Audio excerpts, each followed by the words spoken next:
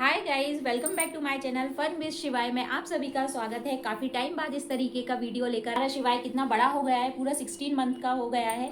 तो मैं अभी ज़्यादा वीडियो नहीं रिकॉर्ड कर पा रही हूँ, तो आज मुझे टाइम मिला तो मैंने सोचा क्यों ना आपके लिए एक इन्फॉर्मेटिव वीडियो लेकर आऊँ।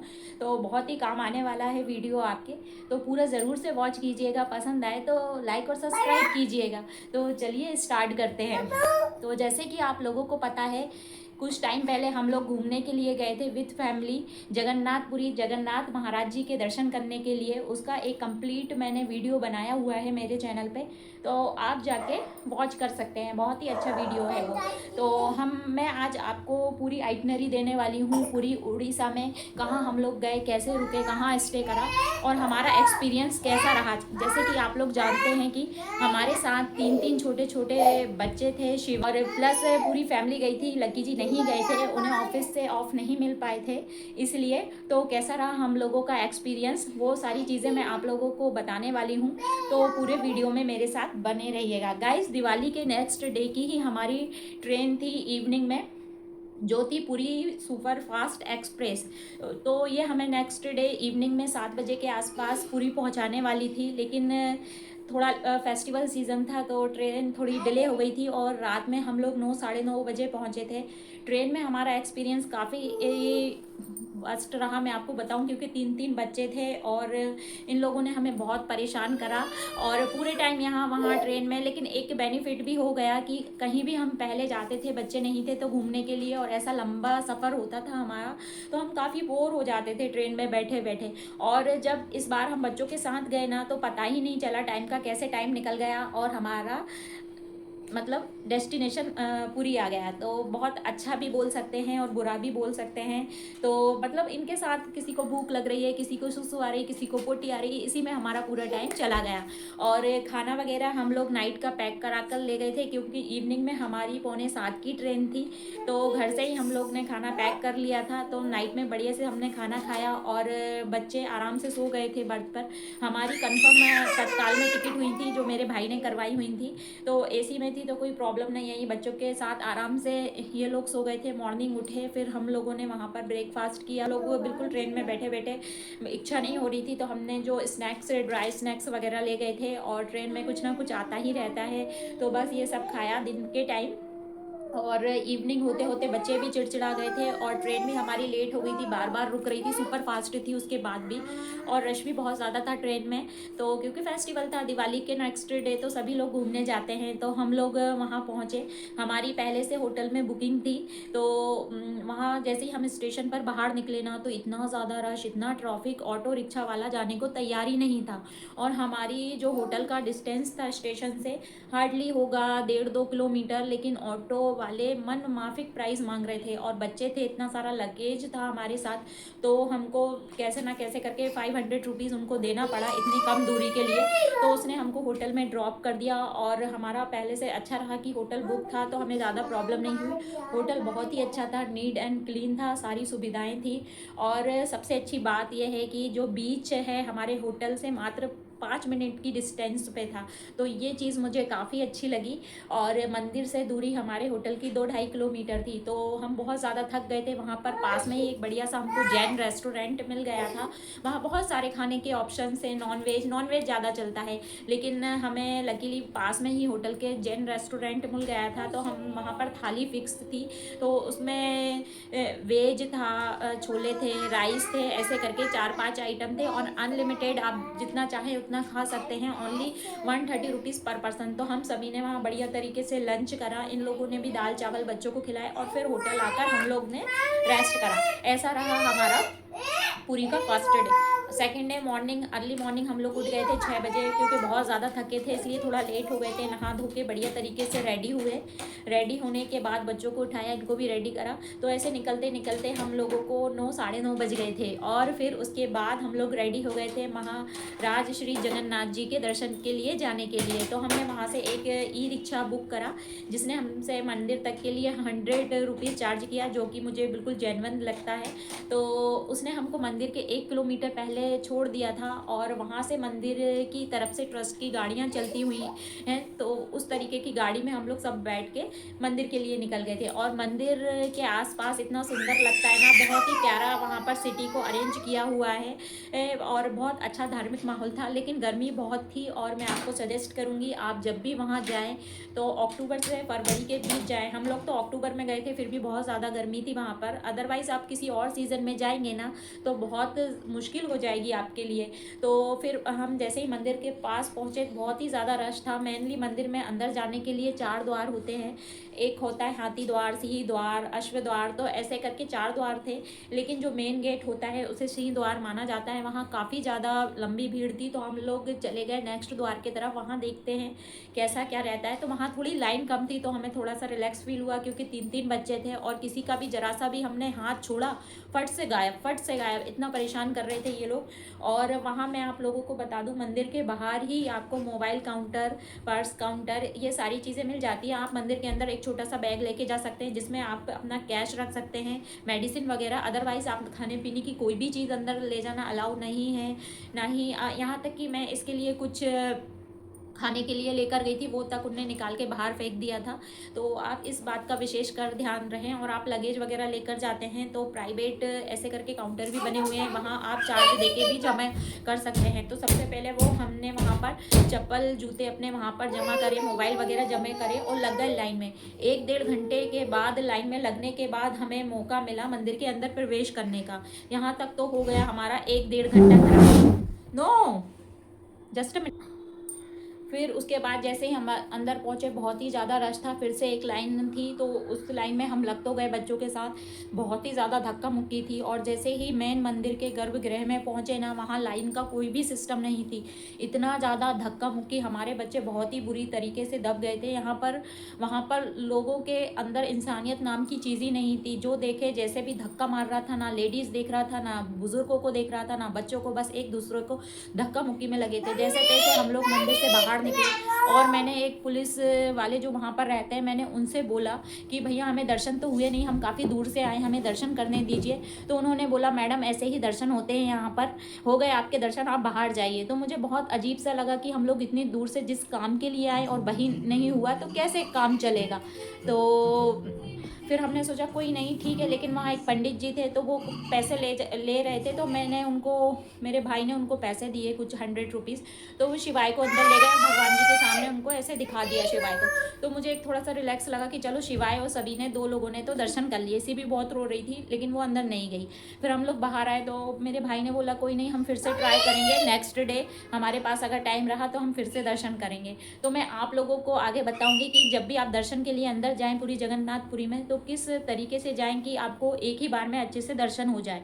तो पूरे वीडियो में बने रहिएगा। तो पहले दिन तो हमारा ऐसा रहा, 2 ढाई 4-5 घंटे हमारे हो गए। फिर अंदर ही आज आनंद मार्केट, जहाँ पर जो भोग बनता है बहुत ही टेस्टी होता है।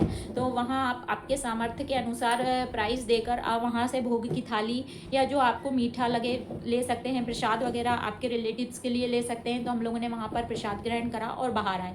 फिर भूख लगी थी सभी को बहुत ही ज़्यादा, तो हम लोगों ने वहाँ पर लंच करा एक बढ़िया से रेस्टोरेंट में, फ़ोटो वीडियो, थोड़ा रिलैक्स फील कराया। बच्चे बहुत ही ज़्यादा गर्मी से परेशान हो रहे थे। फिर हम लोगों ने एक ई रिक्शा बुक करा जिसने हमसे 1000 रुपीज़ चार्ज करा। उसने हमें 4 से 5 मंदिर घुमाए जो आसपास के एरिया में थे। तो वो सारे टेंपल घूमते घूमते हमको इवनिंग हो गई थी और हम बहुत थक चुके थे।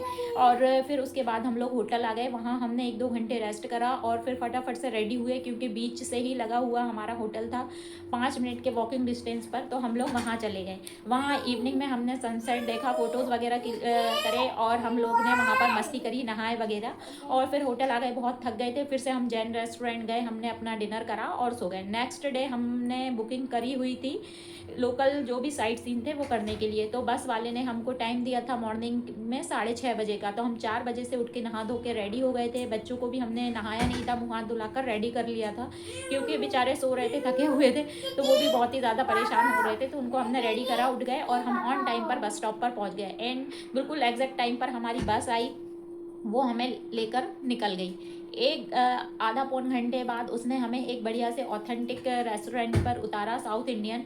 तो हमने वहाँ पर इडली, वड़ा, डोसा ये सारा ब्रेकफास्ट करा, बहुत ही अच्छा टेस्ट था, तो अच्छा लगा। फिर उसके बाद जो हमारी फर्स्ट डेस्टिनेशन थी वो थी हमारी बौद्ध स्तूप जो धौलगिरी में है। तो वहाँ हम गए, वहाँ अच्छा था काफ़ी, वहाँ पर थोड़ा टाइम दिया था उसने, आधा पौन घंटा, वहाँ हम घूमे। फिर उसके बाद वो हमें लेके गया उदयगिरी खंडागिरी की गुफाएं। तो वो कहते हैं काफ़ी फेमस है, तो वहाँ पर घूमे हम लोग। जैन मंदिर काफ़ी हाइट पे था, बच्चों के साथ जाना हम लोगों को ठीक नहीं लगा, तो हमने अच्छे से उदयगिरी खंडागिरी की गुफाएं एक्सप्लोर करी, मज़ा आया। और वहाँ भी हमको आधा पौन घंटा मिला था, अच्छे से घूमे। और फिर हम लोग निकल गए थे नेक्स्ट डेस्टिनेशन के लिए, तो जो कि पुरी से थी 81 किलोमीटर।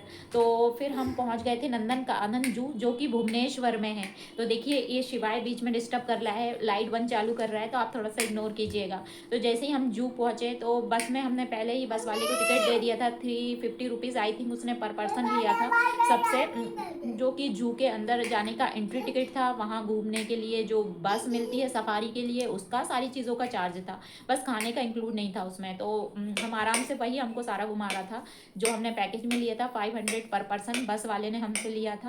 एक छोटी जो बस होती है ना वो बस करी हुई थी, तो जो उड़ीसा टूरिज्म की तरफ से होती हैं वो बस की हुई थी हमने।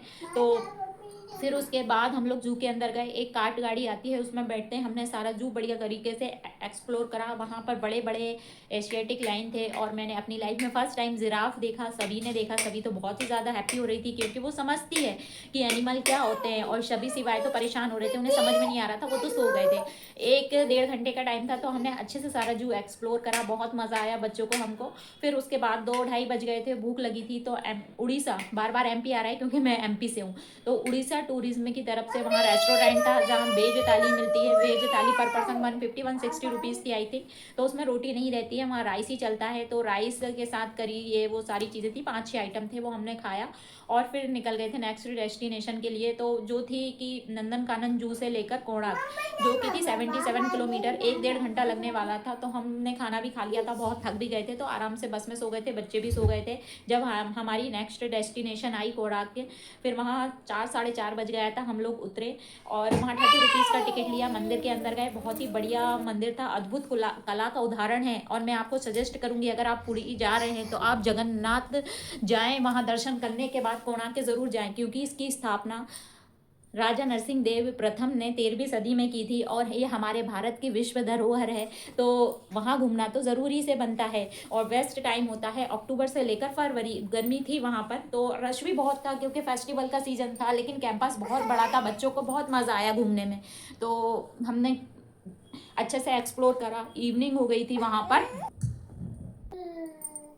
हमने बढ़िया तरीके से सूर्य मंदिर देखा, बहुत ही अच्छा है, जैसे कि काला पेगोड़ा के नाम से भी जानते हैं। एक्चुअली मैं पहले तैयारी करती थी एग्ज़ाम की, तो उसमें बताया था कि काला पेगोड़ा, वैसे तो ऐसे कहीं आपको वीडियो वगैरह में देखने को बहुत ही कम मिलेगा, तो एक इन्फॉर्मेशन थी जो आप लोगों के साथ शेयर करी। फिर उसके बाद हम लोग निकल गए थे बीच के लिए, तो बहुत ही अच्छा बीच था, एकदम नीट और क्लीन। मैंने अपनी लाइफ में फर्स्ट टाइम इतना नीट एंड क्लीन बीच देखा है। तो वहाँ हम लोगों ने फ़ोटोज़ वगैरह निकाले, घूमे, और फिर उसके बाद हम लोग निकल गए थे सैंड आर्ट म्यूज़ियम। वहाँ पर हमने अच्छे तरीके से जो सैंड आर्ट, बहुत ही बारीकी से, बहुत ही सुंदर तरीके से स्टैचू वगैरह बनाई थी, वो घूमी। वो हमारी लास्ट डेस्टिनेशन थी। फिर उसके बाद हम लोग अपने होटल आ गए थे, वहाँ पर हमने फिर से अपना डिनर करा और सो गए। नेक्स्ट डे पूरा दिन था हमारे पास, हमारी रिटर्न की टिकट थी रात में 12 बजे की, तो पूरा दिन था, तो हम लोग जल्दी से नहा धो के 10 बजे तक आराम से सोए उस दिन। और फिर नहा धो के 10 बजे हम लोग निकल गए थे फिर से जगन्नाथ महाराज जी के दर्शन करने के लिए। वहाँ का लोकल मार्केट एक्सप्लोर करा, जो कि थी जो था स्वर्ग द्वार करके। ऑटो वाले ने हमसे 100 रुपीज़ लिया था, तो हमें वहाँ उतार दिया था। वहाँ का लोकल जो प्रसाद वगैरह होता है, खाजा बोलते हैं, वो हमने ट्राई करा, पैक करा कर लेकर आए। और फिर हमने पूरा मार्केट अच्छे से एक्सप्लोर करा, मंदिर अच्छे से घूमे, बहुत बड़ा मंदिर है, कैंपस काफ़ी बड़ा है। नाइट में जाएँ तो आप ज़रूर से पूरा एक्सप्लोर कीजिएगा, बहुत ही मज़ा आता है। फिर अंदर गए हम लोग, अंदर लाइन के अंदर भी फिर हमें 1-1.5 घंटा वापस से लगा। और फिर हमने डिसाइड करा था कि बच्चों को लेके बाहर बैठेंगे 2 पर्सन, फिर दर्शन करके आएंगे फिर 2, लेकिन ऐसा नहीं हुआ, बच्चों को भी अंदर लेकर जाना पड़ा, साथ में सभी लोग एक साथ चले गए थे। और जो मंदिर की जो बाउंड्री होती है, दीवार अंदर गर्भगृह में, उससे चिपक के जाएंगे ना, बहुत ही धक्का मुक्की होती है। कई लोग आपको बाहर निकाल कर खींचने की कोशिश करेंगे, लेकिन आपको बिल्कुल नहीं हटना है, एकदम दम के खड़े रहना है। और ऐसी बाउंड्री से किनारे किनारे चलते जाएंगे ना, तो जब आपका नंबर ऊपर आएगा ना तो बिल्कुल जो गर्भगृह में जहाँ भगवान जी विराजमान है वहाँ पर आपको सामने से थोड़ा सा मतलब 10 सेकंड हार्डली मान लीजिए इतना दर्शन हो जाएगा। अंदर इतना अंधेरा करके रखा जाता है कि ठीक से बिल्कुल भी नहीं दिखेंगे, लेकिन अच्छे से थोड़ा सा हमको अच्छे से लगा, तसल्ली हो गई कि हम जिस काम के लिए गए थे उस चीज़ को हमने पा लिया, दर्शन करे महाराज जी के। और फिर से धक्का मुक्की हुई, बच्चे फिर परेशान हुए, रोए, और फिर हम बाहर आ गए और 4 बज गए थे। तो जो मंदिर पे ध्वजा चढ़ाई जाती है, बाहर आकर देखा कि वो कैसे विदाउट किसी सपोर्ट के इतने ऊपर मंदिर पर जाते हैं और ध्वजा लहराते हैं, वो देखा आराम से। वहाँ पर बैठ के बाहर आए तो इवनिंग होने लगी थी, तो फिर से हमने ऑटो रिक्शा करा, लोग आ गए थे गोल्डन बीच, वहाँ पर एंजॉय करा, कैमल राइड करी। बार इस ट्रिप में बहुत बार जाने का मौका मिला, बहुत मज़ा आया। और वहाँ एक छोटा सा लोकल मार्केट लगता है बीच पर, वहाँ से हमने कुछ शॉपिंग करी घर वालों के लिए। कल आ गए, वहाँ बजे की ट्रेन थी, कैसे ये 1 वीक निकल गया कुछ पता ही नहीं चला। और काफ़ी इन्फॉर्मेटिव वीडियो है, और आपको कोई भी जानकारी चाहिए हो तो आप मुझे कमेंट करके बताइएगा, मैं आपको पूरी ये जानकारी अच्छे से आपको डिस्क्रिप्शन में दे दूंगी। तो फ्रेंड्स बाय बाय, मिलते हैं नेक्स्ट ब्लॉग में।